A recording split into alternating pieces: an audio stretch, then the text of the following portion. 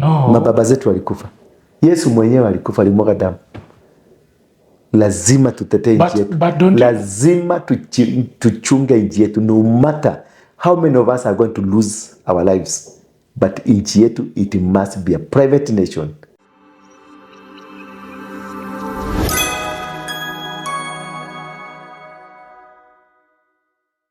Disclaimer: the opinions expressed by our esteemed guest on this show is solely their own and does not necessarily reflect the views and opinions of Plug TV, its affiliates, or the production team. We kindly request our viewers to approach the opinions shared on this show with an open mind, considering them as individual viewpoints rather than absolute truths. We encourage you to conduct further research and engage in conversations beyond this program to form a well-rounded understanding of the topics discussed. The last question, Apostle, and this is in regards to the vetting process of IDs in Kenya.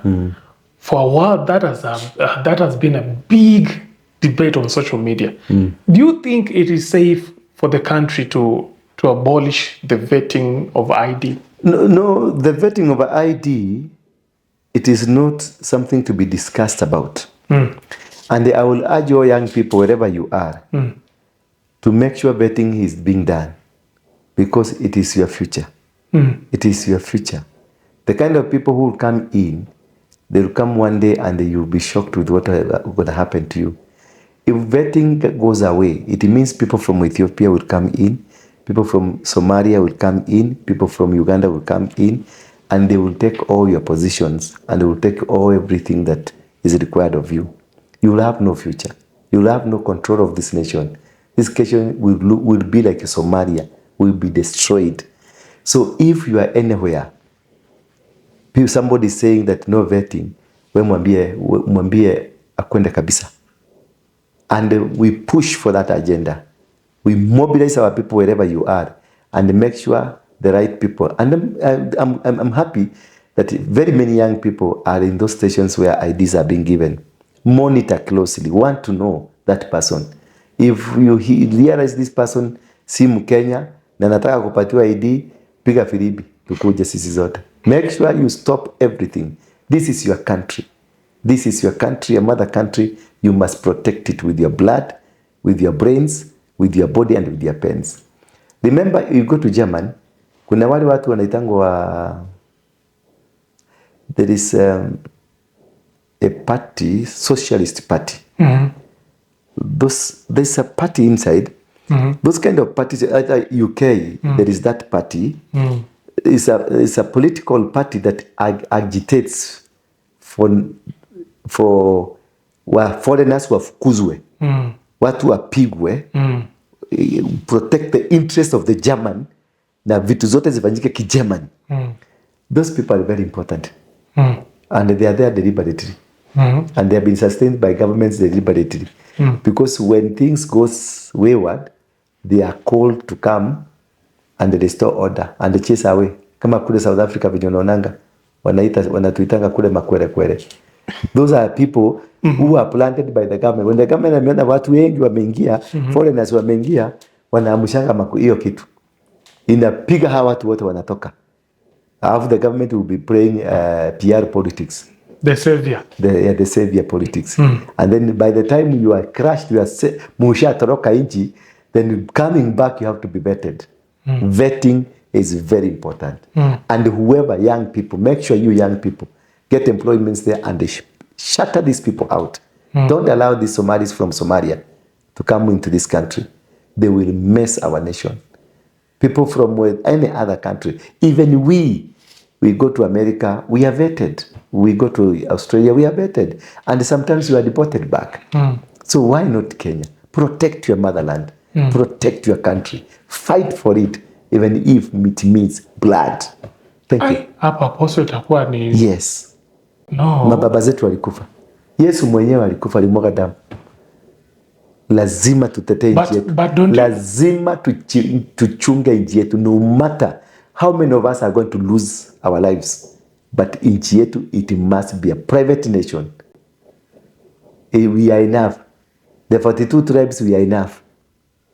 Don't you think Apostle, the community, some of these communities are being marginalized, close to the borders? Yes, it's not bad to be marginalized. Yes, they are marginalized, but we have chiefs there. They have to be vetted. Tujue kama ni wa Kenya ama ni wa Somalia. Tujue kama ni wa Somali tu peke yake. Yeah, whichever. Tujue kama ni wa Kenya ama ni wa Uganda. Tujue kama ni wa Tanzania ama ni wa Kenya.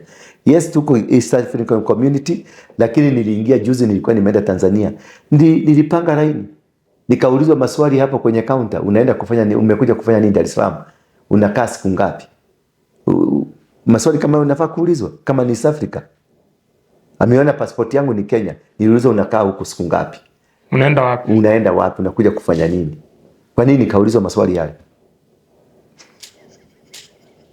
Alafu niambie nikubalisha Watanzania wakuje Kenya. No. We must rise up against. This is Kenya. We are enough. We are 42 tribes. We are enough. Wacha tuzae sisi. Lakini mtu akipata makaratasi halali ya kuingia nchi, akuja afanya kazi yake, rudi kwao, no problem. But any illegal registration endefanyika hapa, mimi mwenyewe nitaongoza kupigana nayo. But Apostle, if you take a look at what the president said, he was trying to unify the communities along the borders. Those who... He said there will be no vetting. Why? Vetting is a norm in the government. That is why we are given. Then what is the reason of ID? What's the reason of a passport? If there is no vetting, then we should remain that way. Turudisha vitambulisho zetu zote. The ID is supposed to identify you. That's identification card to identify that you are a Kenyan. So if there will be no vetting, why then should we use the one we are using? They become irrelevant. Yeah. No vetting, no usage of ID in Kenya. Don't ask me for ID. Because why was I given the ID? Why was I given the passport? I was given the passport, the ID, because of what? Because somebody came and asked me, your tribe. He asked me, your clan. He asked me, Mbari. Wameteka mpaka Mbari. Wameniambia mpaka clan kile ya chini kabisa. Sulijaza yako. Sulijaza mpaka hizo ukasema ni Mkamba wa kutoka wapi ukateremka ukaandika mpaka wewe ni wa Muheriga gani. It is there in the form. What was it for? To identify me. Then I had a letter from the chief, or I had a letter from my pastor who gave me a baptism card, or I had my living certificate, school living certificate. Why all these things? Because they wanted to know whether I'm a Kenyan. So how will they allow people not to be vetted, and still I sit with the people who are not vetted, and then I call myself a Kenyan and I call them a Kenyan? No, hiyo ni vita. Wajaribu, tutalipua. Apostle, now you're becoming emotional. I'm not emotional. Hiyo ikifika ni hapo. I'm not Kikuyu, I'm Kenyan. I will defend my nation. That is why I carry my ID. And that is why always nakaanga kwa ofisi yangu niko na nini? My grandfather died because of this. My mother went to prison because of this. My father was tortured because of this. I'm still suffering in this nation because of this. Yes. Okay. Tukimalizia Apostle. Tell the president a message. Because the president right now, is trying to consolidate all the organizations in Kenya, at least nchi ikwe unified. Uko na ujumbe kwa rais wetu? No, the one thing I will want, I wish I can meet this man. Because I will tell him on the face. Put your ego down. You're a leader of 42 tribes. We are about a population of 50 million, sindio? Yeah. He's a leader of everybody. Aweke ego yake chini. Alafu, the kind of advisors ako na wao, ni wazuri, lakini awapeleke Sugoi. Atafute, achukue style ya Kibaki. Kibaki alichukua Fero Makerere University ambao walikuwa nao wazee. And he left the government kwa wazee. Wazee ndio walipanga mpango yake, because most of the time Kibaki was sick. Wakina Joe Wanjui, wakina Matere Kereri, that group ndio alipatia power. The kind of the people that Ruto has as inner circle, they are very good for him. They are villagers. Awapeleke huko Sugoi. In fact, Eldoret kuna state house huko. Waende wakaage huko. Then he look for people who are interested in the nation. Awachane na hizo stories za watu ambao they are not interested in the nation. A build nation Kenya. Na I brand. Ruto was my best choice. Nilimpenda sana because ali advocate vitu I've ever advocated for. Kuondoa dynasties, kuleta equity, kuleta justice, kuleta vitu hivi. Alivizungumzia. He articulated very well. Mama mboga, boda boda, that Ruto that was campaigning. Akuja aende amtafute penye yako. I know he knows alimudambu wapi. Aende atafute yule Ruto wa campaign. Amulete, amrudishie mamlaka yake. Huyu Ruto wa sasa. He looks like ametoka Somalia ama Burundi. Amudipoti. Amupeleke huko. Umesikia? Yeah. Alituletee yule Ruto tulipigia kura. That is my advice to him. And Apostle, sorry to cut you short. What is the hidden agenda of this vetting process? Kutolewa. Anataka ni kura wanatafuta. Wamemdanganya waongeze. Wanataka sasa wanajua kura za Wakikuyu zilikuwa 5 million. Sasa hiyo gap ndio wanajaribu kujaza. Na wanatoboa kweli? Si tutawachapa hawa watu wanakuja kuchagua. Waambie wasijaribu kuingia Kenya wapatiwe makaratasi. Tutawachapa. Hawatatoboa, itakubalika. But Apostle, you will be termed as a tribal man. I'm a Kenyan. Sizungumzi Mkikuyu. Sizungumzi Mluya ama Mkamba. Nazungumzia mpaka wa Kenya. Integrity ya Kenya. Sovereignty ya Kenya. You cannot go and pick somebody from outside there na ukuje mfanye Mkenya because of voting. Nani Al-Shabaab. The Trans Nzoia governor alisema if we don't watch out, perhaps one day the government will be run by Al-Shabaab. That is what they are. That's the meeting, the secret meeting ambayo Duale alifanya na huko ilikuwa ya watu wa Al-Shabaab.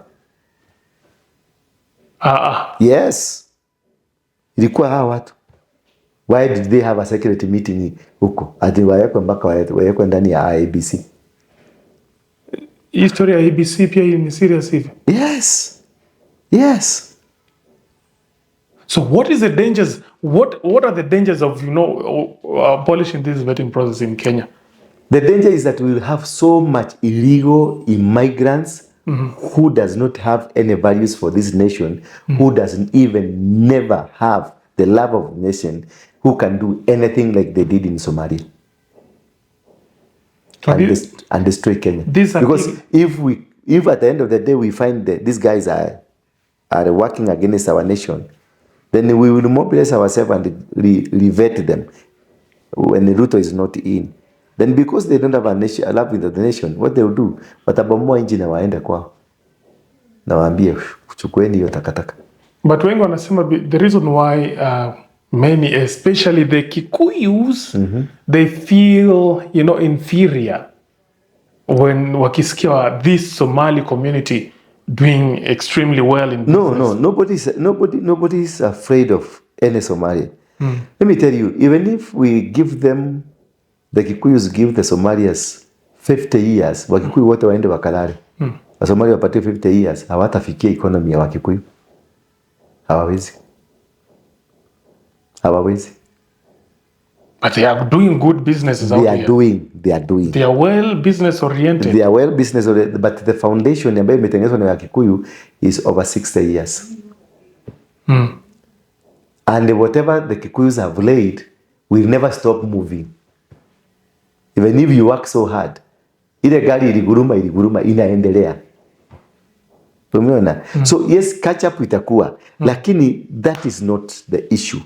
Kikuyu is all over this country. If there is any people who are patriotic and nationalist, ni Wakikuyu. Ukienda Garissa wako, ukienda Mogadishu wako, ukienda Ethiopia wako, Ukienda any part of the nation, they are working. And they are doing their own business. Ile Mkikuyu anatakanga ni an environment to do his business, not to be given money. When Kibaki came, walifungua tu mabarabara. Before Kibaki, there was no Kamakis. Yeah. Before Kibaki, there was no Wembley. There was no this banana kupanda huko. There was no many things that happened before Kibaki. But Kibaki knew. He came, akaenda kwa treasury, akatoa blueprint ya 1948. Ndio ilichokuwa imechora hizi bypass. Ndizo tu alienda, akachukua, akapanguza file, akafungua, akaona kuna barabara, zikakatwa. Watu wakaja. That is all what we needed. That is all what Kikuyus need. An environment, a conducive. That is why they rejected their own brother Uhuru, because they thought this young man who came with the Bible is a genuine man. Now akaona this is our brother. Only to come and realize the brother is become another one. Apostle Patia, what ujumbe? What I can advise Kenyans, one thing is that I love you Kenyans.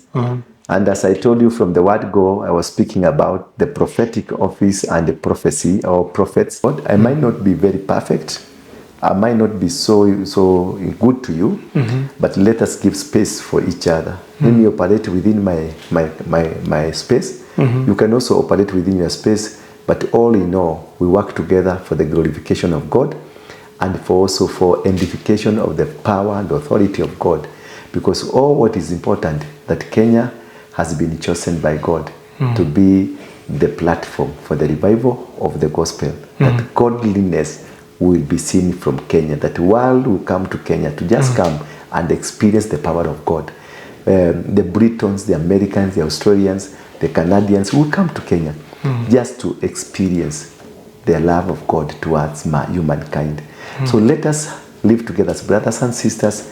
Don't kill yourself because of Raida's politics. Don't kill yourself because of Ruto politics.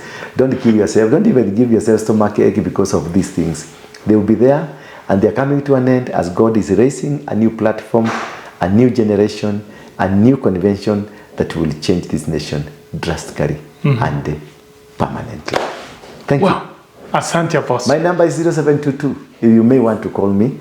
0722 239 555. 0722 239 555.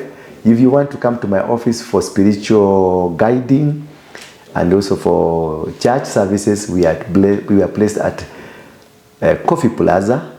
The floor is mezzanine. Mezzanine is the very first floor before you get to first floor. You come there. We have lunch hour services. We have evening services. We also have the Sunday services, and they are all amazing. God bless you. Thank you.